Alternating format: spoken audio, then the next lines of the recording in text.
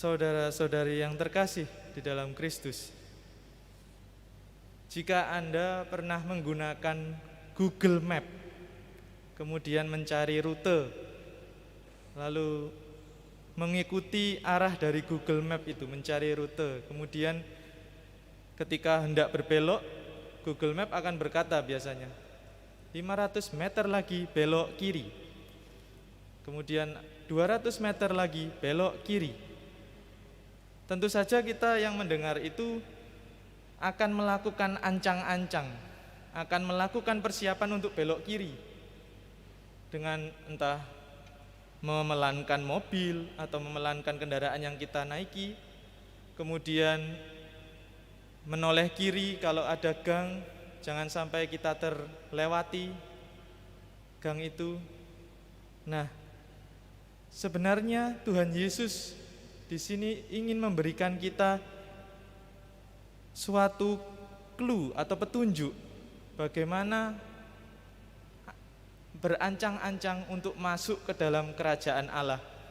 Kita tadi mendengar bahwa Yesus setelah mendengarkan ahli Taurat yang paham akan hukum kasih yang pertama adalah kasihilah Tuhan Allahmu dengan segenap hatimu, segenap jiwamu, dan dengan segenap akal budimu, segenap kekuatan, artinya seluruh diri. Kemudian hukum yang kedua, kasihilah sesamamu manusia seperti dirimu sendiri. Ahli Taurat itu sangat paham, sangat paham bahwa mengasihi artinya mengasihi Tuhan dan sesama. Kemudian Yesus tentu saja bilang, "Oh, ternyata kamu memang tidak jauh dari kerajaan Allah." Nah, yang perlu kita ingat adalah tidak jauh berarti dekat, dan dekat bukan berarti kita sudah masuk di dalamnya.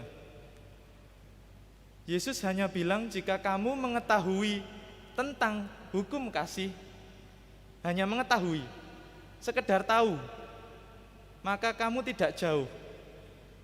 Tidak jauh berarti dekat, dan dekat bukan berarti masuk.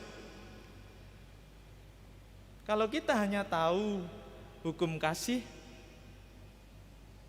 tentu saja tidak akan bisa masuk kerajaan Allah. Lalu apa? Yesus memberikan ancang-ancang, memberikan kita suatu petunjuk bagaimana caranya masuk ke dalam kerajaan Allah. Sebelum memasuki kerajaan Allah, sebelum berbelok tadi ke kerajaan Allah, maka kita harus dengan seluruh diri kita mengamalkan hukum kasih, bukan hanya sekedar tahu. Memang kasih kepada Tuhan dan juga kasih kepada sesama adalah hukum yang paling utama menurut kitab Taurat, dan itu ditegaskan lagi oleh Tuhan Yesus. Kita tentu saja dalam mengasihi Tuhan, kita akan mengasihi sesama juga. Tetapi kalau ada orang yang mengaku bahwa dirinya sangat mengasihi Tuhan, tapi dengan sesamanya tidak akur, maka kasihnya masih patut dipertanyakan. Misalnya adalah orang yang setiap hari berdoa, setiap hari berdevosi, aktif dalam kegiatan gereja, lalu aktif ke gereja sampai-sampai gereja menjadi rumah kedua baginya. Tetapi ternyata dia dengan tetangganya saja tidak pernah menyapa.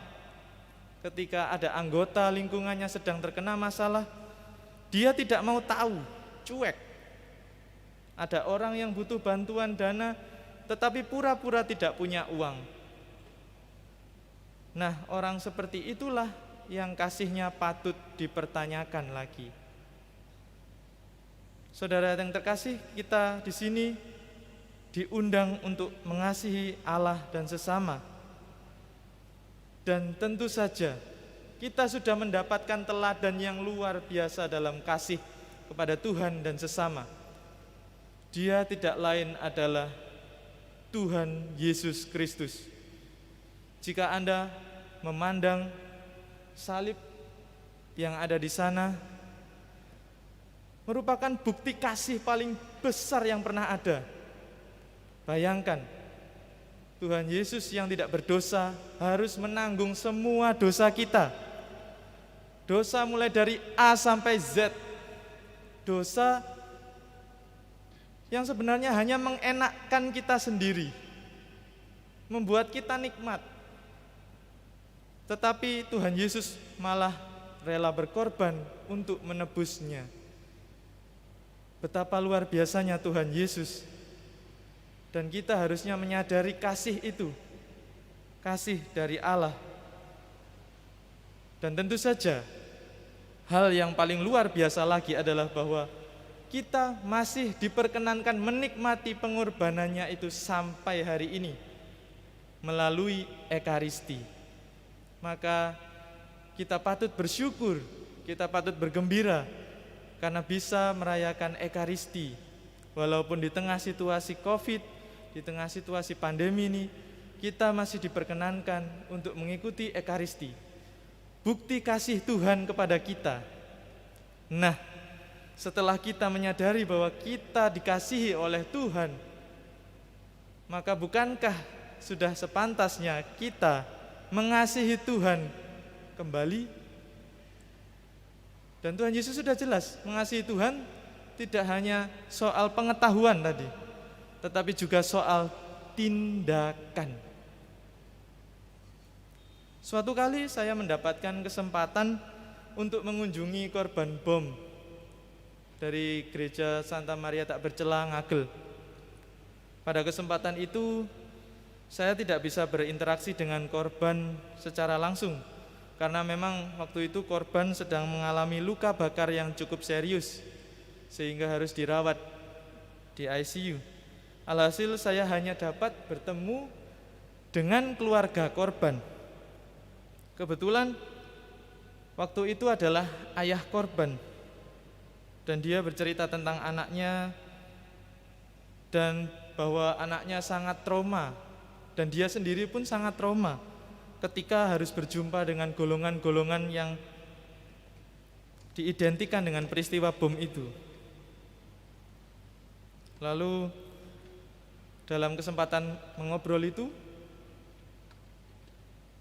beliau mengatakan demikian, "Iya, brother, saya dapat mengampuni mereka karena Allah telah mengasihi saya dan keluarga saya terlebih dahulu.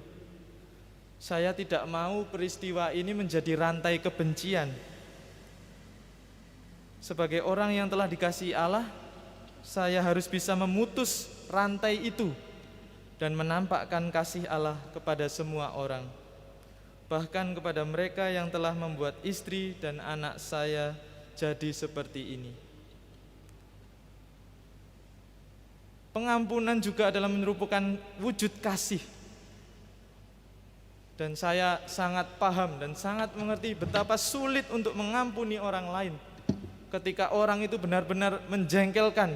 Rasanya ketika bertemu orang, rasanya ingin menonjok kepalanya, membenturkan kepalanya ke tembok. Kemudian dan lain sebagainya, sangat jengkel.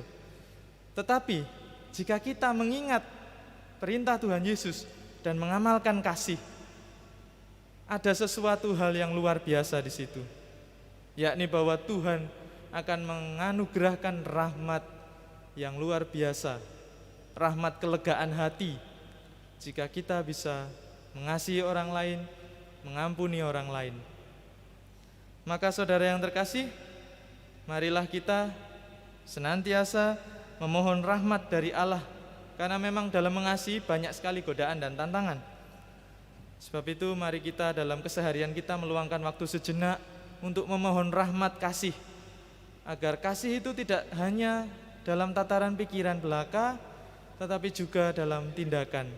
Kita orang Katolik, maka kekasan kita adalah mengasihi orang walaupun orang itu tidak mengasihi kita sekalipun.